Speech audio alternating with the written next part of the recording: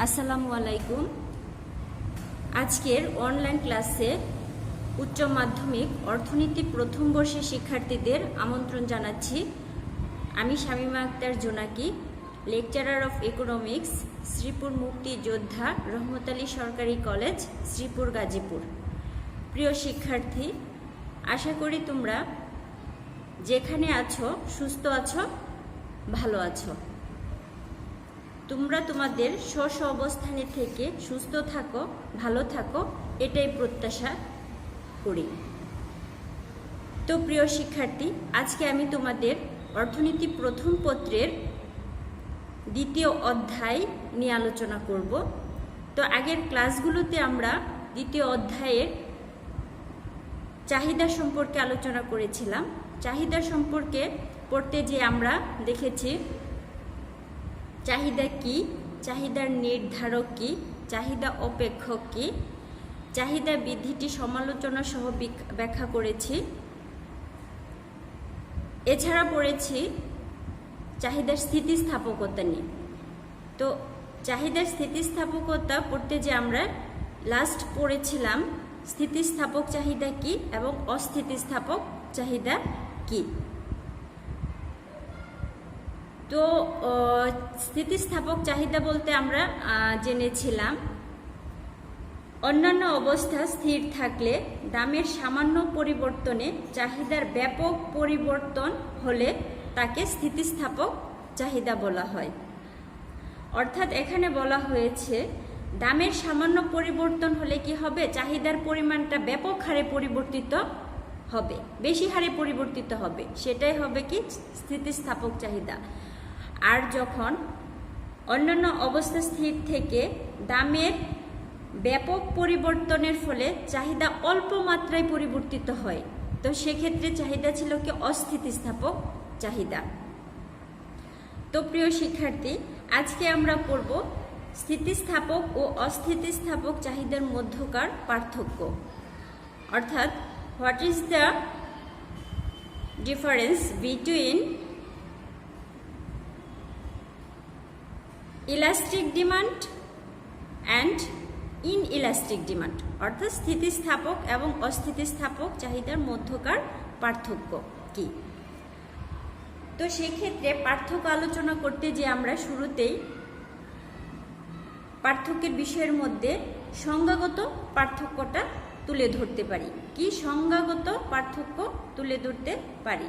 তো সেক্ষেত্রে সংজ্ঞাগত পার্থক্যটা হবে এরকম, যেটা আমি আগেও বলেছি, যে অন্যান্য অবস্থা স্থির থাকলে দামের সামান্য পরিবর্তনে চাহিদার ব্যাপক পরিবর্তন হলে তাকে স্থিতিস্থাপক চাহিদা বলা হবে। অর্থাৎ অন্যান্য সব কিছু স্থির ধরে নিয়ে দাম কি হবে, অল্প মাত্রায় পরিবর্তিত হবে। অর্থাৎ দাম যতটা পরিবর্তিত হবে চাহিদার পরিমাণটা কি তার থেকে বেশি হারে পরিবর্তিত হবে, সেটাই হবে কি আমাদের স্থিতিস্থাপক চাহিদা। যেমন দাম যদি কোনো জিনিসের দাম 5% কি করলো, কমলো, সেই ক্ষেত্রে চাহিদার পরিমাণ যদি 60% বা 80% হারে পরিবর্তিত হয়, তাহলে সেটা হবে কি স্থিতিস্থাপক চাহিদা। তো শিক্ষার্থী, আমরা কি দেখলাম যে স্থিতিস্থাপক এবং অস্থিতিস্থাপক চাহিদার মধ্যকার পার্থক্যের ক্ষেত্রে প্রথম পার্থক্যটা আমাদের কি ছিল, সংজ্ঞাগত পার্থক্য। কি সংজ্ঞাগত পার্থক্য? সংজ্ঞাগত পার্থক্য। আচ্ছা, দেন আমরা কি দেখব যে স্থিতিস্থাপক চাহিদাটা কি, আমরা সেটা দেখলাম। এক্ষেত্রে স্থিতিস্থাপক চাহিদাটা আমরা দেখলাম। এখন হচ্ছে অস্থিতিস্থাপক চাহিদা কি। অস্থিতিস্থাপক চাহিদা হচ্ছে যে অন্যান্য অবস্থা স্থির থাকলে দামের ব্যাপক পরিবর্তনের ফলে যদি চাহিদার পরিমাণ অল্প মাত্রায় পরিবর্তিত হয়, সেটা হবে কি অস্থিতিস্থাপক চাহিদা। অর্থাৎ দাম যদি এই ক্ষেত্রে 5% হারে পরিবর্তিত হয়, দাম যদি 10% হারে পরিবর্তিত হলো, চাহিদার পরিমাণ সেক্ষেত্রে কি যে 50%, অর্থাৎ কম হারে পরিবর্তিত হলো, সেটাই হবে কি অস্থিতিস্থাপক চাহিদা। অর্থাৎ এক্ষেত্রে মূল কথা হচ্ছে কি অন্যান্য অবস্থায় স্থির থেকে দামের বেশি পরিবর্তন হবে, চাহিদার পরিমাণটা কি কম হারে পরিবর্তিত হবে, সেটাই হবে অস্থিতিস্থাপক চাহিদা।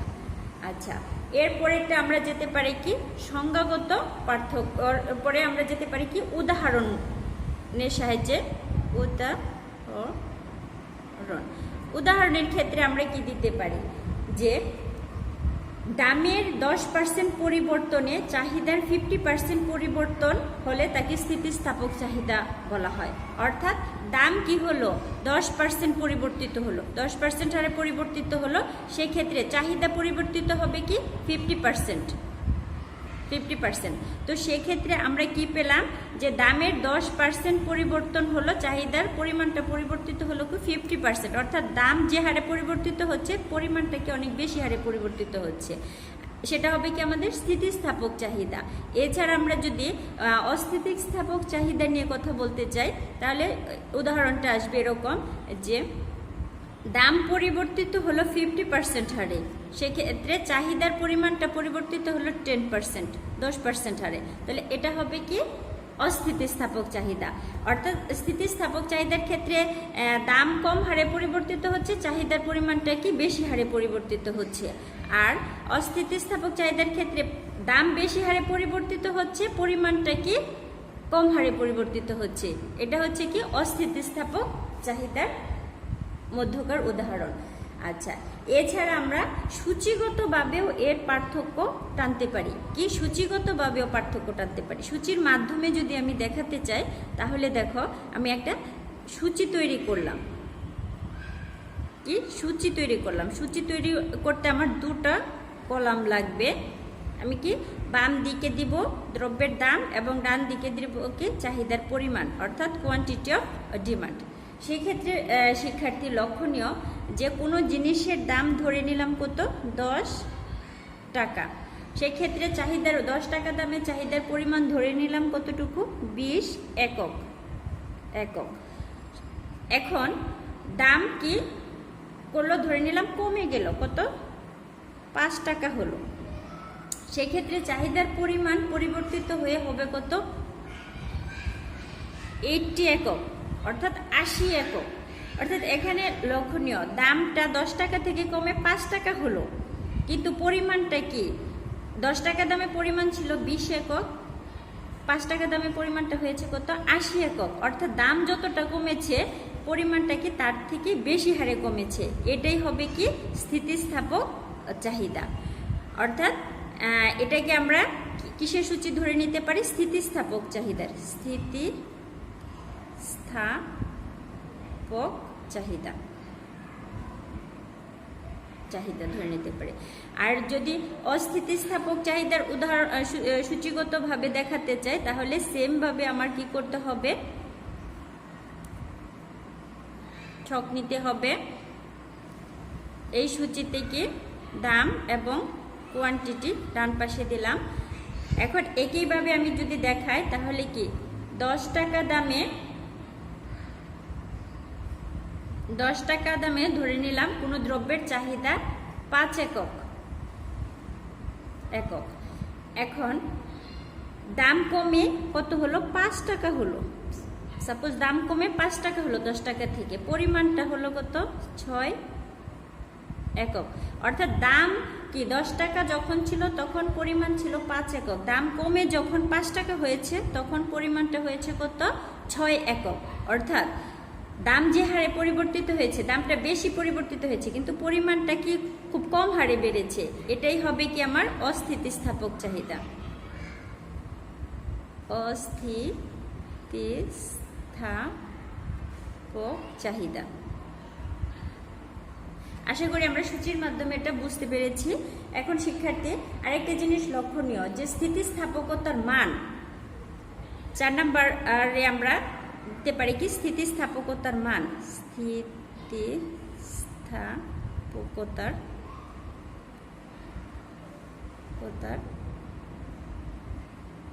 মান নিয়ে আমরা কি একটা পার্থক্য তৈরি করতে পারি। যেমন স্থিতিস্থাপক চাহিদার ক্ষেত্রে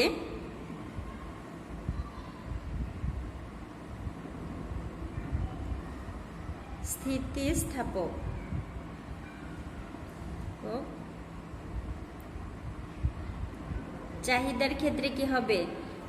চাহিদার ক্ষেত্রে ED is equal to ED is greater than 1 হবে। কি ইডি ইজ গ্রেটার দেন 1 হবে, অর্থাৎ এই যে স্থিতিস্থাপক চাহিদার ক্ষেত্রে স্থিতিস্থাপকতার মান হবে ইডি ইজ গ্রেটার দেন, অর্থাৎ এক একর থেকে কি বেশি হবে।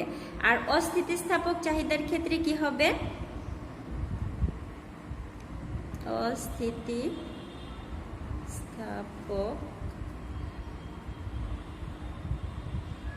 চাহিদার ক্ষেত্রে কি হবে? ইডি ইজ লেস দেন 1, অর্থাৎ ইডি এর মান স্থিতিস্থাপকতার মান হবে কি এককের থেকে কম। অর্থাৎ এখানে এটাই বলা হয়েছে স্থিতিস্থাপক চাহিদার ক্ষেত্রে যদি আমরা দ্রব্যের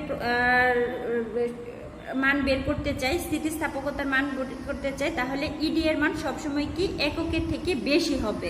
সেটা অনেক মান ধারণ করতে পারে, কিন্তু কি এককের থেকে কি বেশি হবে, এককের নিচে হবে না। আর অস্থিতিস্থাপক চাহিদার ক্ষেত্রে কি হবে? মান হবে কি এককের থেকে কম হবে, অর্থাৎ ইডি ইজ লেস দেন 1 হবে। এই হচ্ছে আমার স্থিতিস্থাপক এবং অস্থিতিস্থাপক চাহিদার মধ্যকার স্থিতিস্থাপকতার মানের ভিত্তিতে পার্থক্য। এখন আমরা দেখতে পারি কি চিত্রগত পার্থক্য। 5 নম্বরে একটা পার্থক্য টানতে পারি, সেটা কি চিত্রগত পার্থক্য।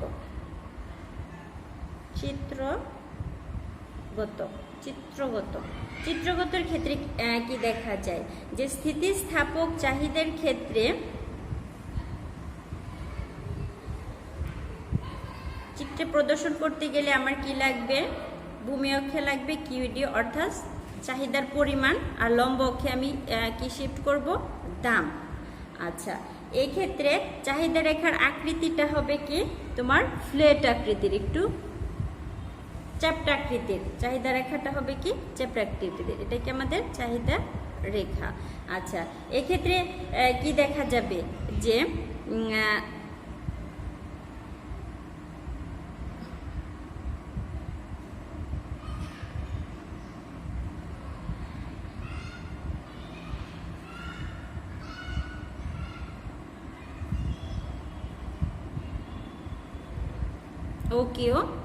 Q1, অর্থাৎ এখানে চিত্রে দেখা যাচ্ছে কি ওপি দামে চাহিদার পরিমাণ ও কিউ পরিমাণ।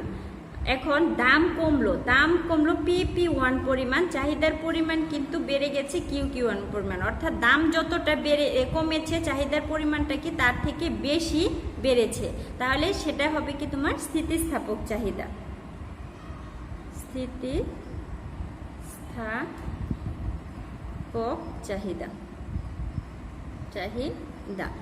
শিক্ষার্থী, এখানে আমরা কি দেখতে পাচ্ছি? যে দাম যে হারে পরিবর্তিত হয় চাহিদার পরিমাণটা কি তার থেকে বেশি হারে বেড়ে যায়। তাহলে যদি বেড়ে যায় সেটা হবে কি স্থিতিস্থাপক চাহিদা।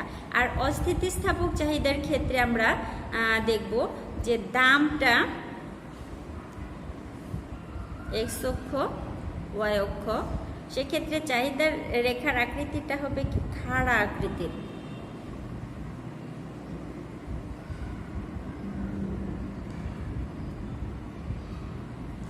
ওপি দামে চাহিদার পরিমাণ ও কিউ, দাম ওপি থেকে কমে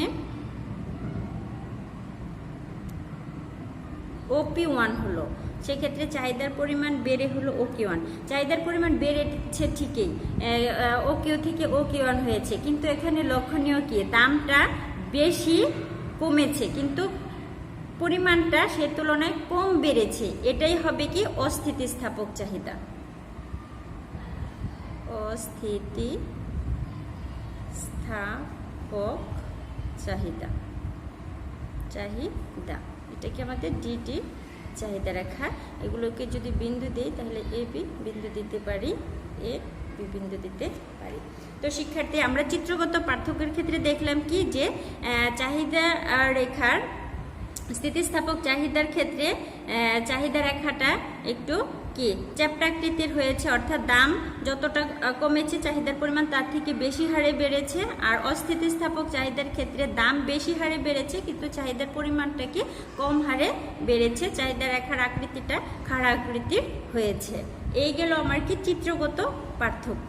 তো শিক্ষার্থী আরেকটা জিনিস এখানে লক্ষণীয় যে 6 নম্বর পার্থক্য আমরা টানতে পারি এভাবে যে মোট ব্যয়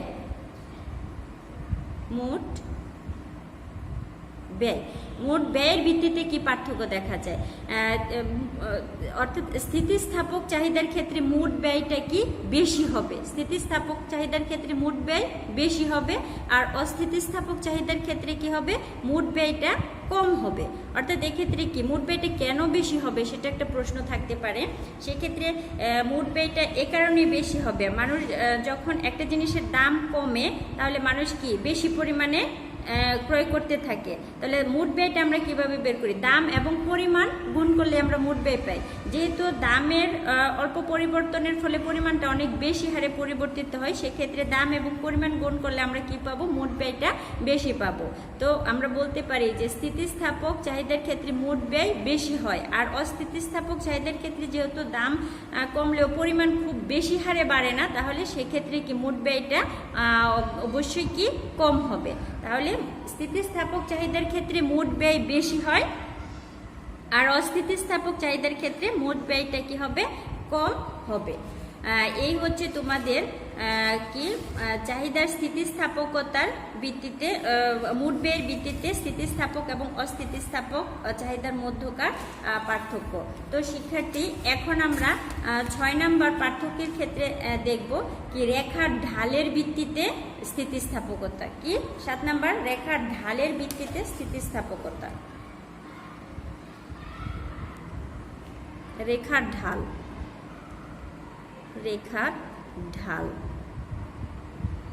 ঢালের ভিত্তিতে স্থিতিস্থাপক চাহিদার ক্ষেত্রে চাহিদা রেখার ঢালটা কি হবে, কম হবে। যেহেতু স্থিতিস্থাপক চাহিদার ক্ষেত্রে যেটা আমরা আগেও চিত্রে দেখেছি কি ছিল, চাহিদা রেখাটা ছিল এরকম চ্যাপ্টাকৃতির, অর্থাৎ সেটা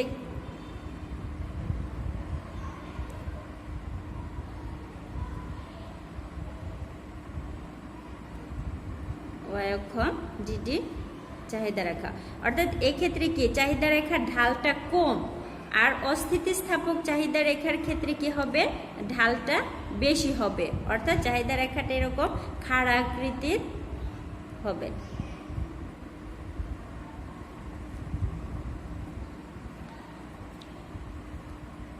অস্থিতিস্থাপক চাহিদার ক্ষেত্রে চাহিদা রেখার ঢাল হবে কম, স্থিতিস্থাপক চাহিদার ক্ষেত্রে চাহিদা রেখার ঢাল হবে কম, আর অস্থিতিস্থাপক চাহিদার ক্ষেত্রে চাহিদা রেখার ঢাল হবে বেশি।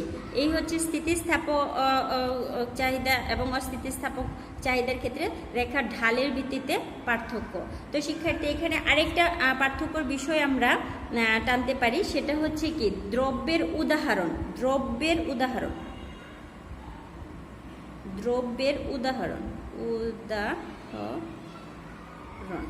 আচ্ছা, উদাহরণের ভিত্তিতে কোন কোন দ্রব্যের ক্ষেত্রে স্থিতিস্থাপক চাহিদা হবে আর কোন জাতীয় দ্রব্যের ক্ষেত্রে চাহিদা হবে অস্থিতিস্থাপক।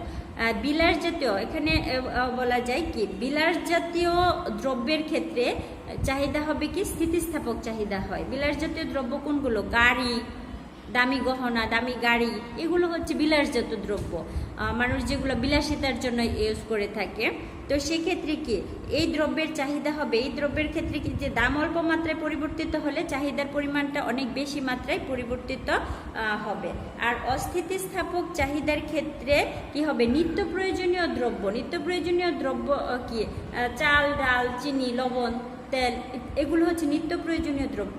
এই নিত্য প্রয়োজনীয় দ্রব্যের ক্ষেত্রে স্থিতিস্থাপকতা হবে কি অস্থিতিস্থাপক চাহিদা। তো শিক্ষার্থী আজকে আমরা যেটা দেখলাম সেটা হচ্ছে কি স্থিতিস্থাপক এবং অস্থিতিস্থাপক চাহিদার মধ্যকার পার্থক্য।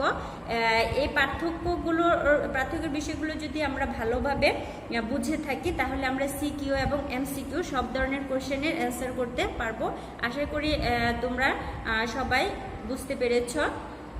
তো আজকের ক্লাস আর না বাড়িয়ে তোমাদের সুস্থতা, সফলতা কামনা করে এবং আগামী ক্লাসের আমন্ত্রণ জানিয়ে এখানেই শেষ করছি। ধন্যবাদ সবাইকে।